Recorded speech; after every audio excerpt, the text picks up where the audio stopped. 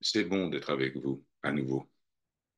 Les jours passent si vite, les années passent vite, notre vie passe si vite. Avant que tu ne t'en rendes compte, tu seras hors du corps. Et dis-moi, où seras-tu? Oui, où seras-tu? Eh bien, cela est déterminé par ce que tu sais. Si tu sais qui tu es, tu ne seras nulle part. Si tu imagines être une personne, eh bien, tu seras quelque part. Où nous allons dépend de nos pensées. L'esprit est le même après la mort. Nos pensées déterminent où nous allons. Par exemple, si nous croyons au paradis et à l'enfer, eh bien, si nous croyons plus à l'enfer qu'au paradis, nous nous retrouverons dans une situation infernale après avoir quitté ou déposé le corps. Mais c'est nous qui avons créé cette situation. Personne ne nous envoie là-bas. Il n'y a personne pour nous envoyer nulle part. Nous créons l'endroit où nous allons parce que nous imaginons cela. Si nous croyons que nous méritons d'aller au paradis, alors nous nous retrouverons dans un endroit paradisiaque. Mais ce n'est que pour une courte période. Ensuite, la loi du karma prendra le dessus et nous amènera là où le personnage est censé être. Vous pouvez vous incarner à nouveau sur cette planète, vous pouvez aller sur une autre planète. Tout dépend de l'imagination. Ainsi, la personne sage ne va aller nulle part. La personne sage ne meurt jamais parce qu'elle n'est jamais née. Il n'y a nulle part où aller et il n'y a rien à faire. Il suffit de se fondre. Oui, de se fondre simplement dans la conscience, d'être conscience, d'être omniprésent, toujours heureux. Ainsi, pour un sage, il n'y a ni naissance, ni mort. Il n'y a ni arrivée, ni départ. Il n'y a absolument rien.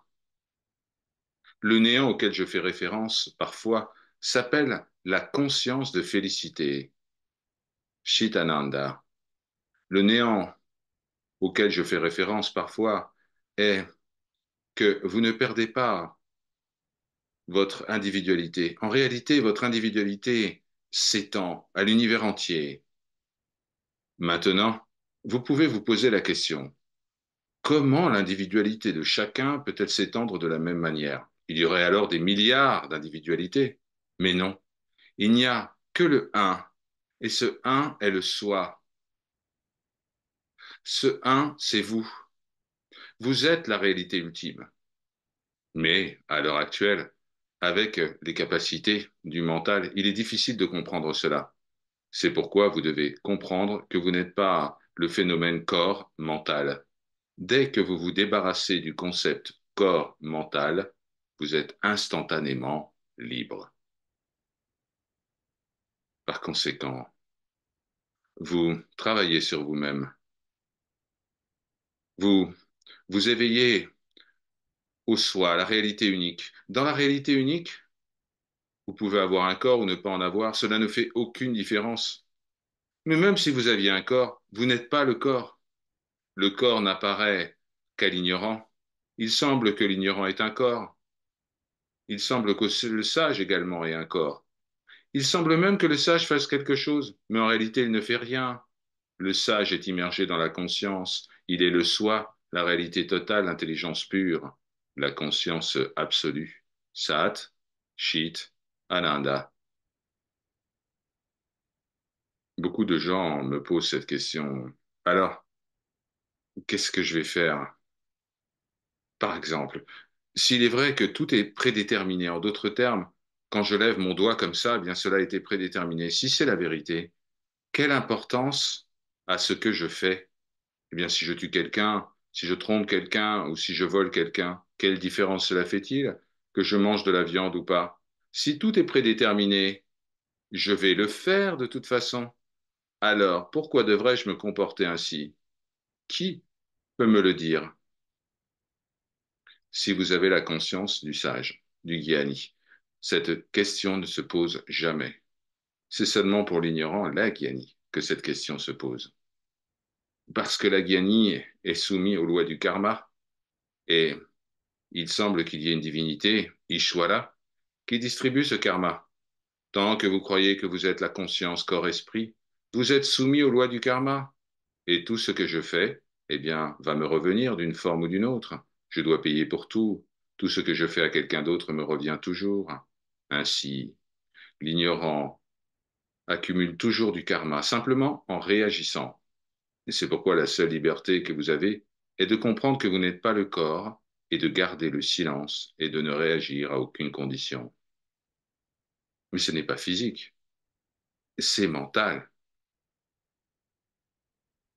Il y a beaucoup de gens qui restent assis dans une posture de méditation pendant des jours, mais leur esprit est agité, oui, vraiment agité.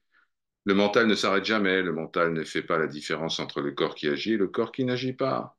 Il se meut en fonction des pensées.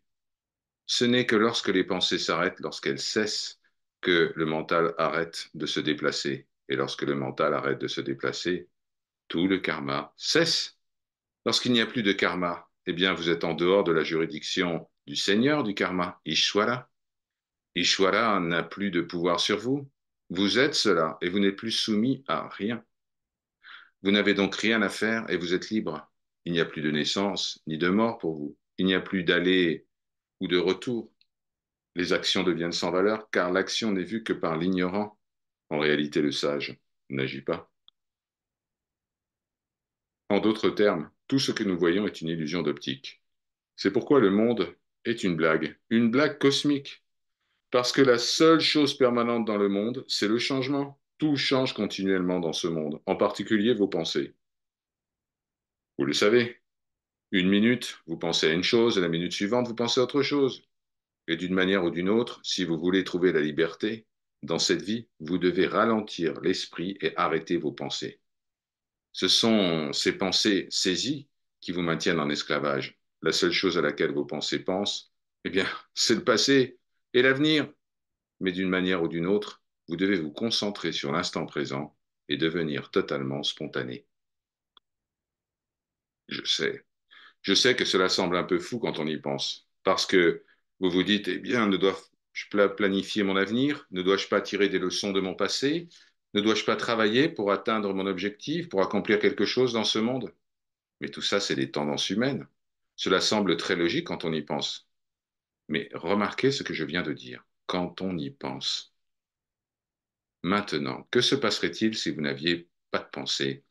Eh bien, je peux vous assurer que votre vie deviendrait meilleure que jamais auparavant. Vous auriez une vie meilleure, oui. Prenez cet arbre que vous voyez dehors. Cet arbre ne passe pas son temps à tout analyser, et pourtant il est là depuis des centaines d'années, peut-être. Toutes les feuilles tombent et de nouvelles feuilles poussent. Prenons une graine de rose. Si une graine de rose était capable de penser comme nous, elle dirait probablement quelque chose comme ceci. Voulez-vous me dire que je vais me transformer en une belle rose? Cela semble impossible. Je ne suis qu'une petite graine. Comment une graine peut-elle devenir une rose? Cela ne semble pas logique. Eh bien, par cette pensée, la graine se détruirait elle-même. Elle ne deviendrait jamais une rose. Mais il n'y a pas besoin de penser pour se transformer en rose. Dans le même cas, lorsque vous pensez, à quoi pensez-vous? Vous pensez à votre confort corporel. Vous pensez à la nourriture. Vous pensez au logement, au travail, et à l'argent, à la santé et à tout ce qui va avec. Ce sont ces mêmes pensées qui vous éloignent du bien suprême. Si vous pouviez empêcher votre esprit de penser, un pouvoir mystérieux prendrait le dessus et vous découvririez que vous êtes dans une meilleure position que jamais dans votre vie, en ne pensant pas. Mais chaque fois que vous pensez, vous vous inquiétez, n'est-ce pas? Vous vous inquiétez de l'avenir, vous vous inquiétez de l'inhumanité de l'homme envers l'homme, vous vous inquiétez de savoir si votre relation avec l'être aimé va durer, si vous allez être renvoyé de votre travail, si ceci va arriver ou cela, ces mêmes pensées qui provoquent tant et tant d'inquiétudes. Par conséquent, il vous incombe de tourner l'esprit vers lui-même. Lorsque l'esprit est tourné vers lui-même, il repose automatiquement dans le centre du cœur. Et le centre du cœur n'est rien d'autre que la conscience. La conscience est votre véritable nature. Pragyanam Brahman, comme dit l'Upanishad. La conscience est omniprésence. Alors, vous devenez, ou vous réalisez plus exactement, que vous êtes comme un écran gigantesque, un écran de cinéma universel gigantesque. Et toutes les images du monde et de l'univers se superposent à vous. Vous vous éveillez au fait que vous êtes l'écran et que l'écran est la conscience, oui, la pure conscience. Et vous réalisez que tout, absolument tout, est une projection du mental. Et qu'en même temps, tout cela est ce que nous sommes. Et vous pouvez maintenant déclarer, en vérité, tout ce que je vois est le soi et je suis cela. Hari Om Tat Sat. Ceci est parole de vérité.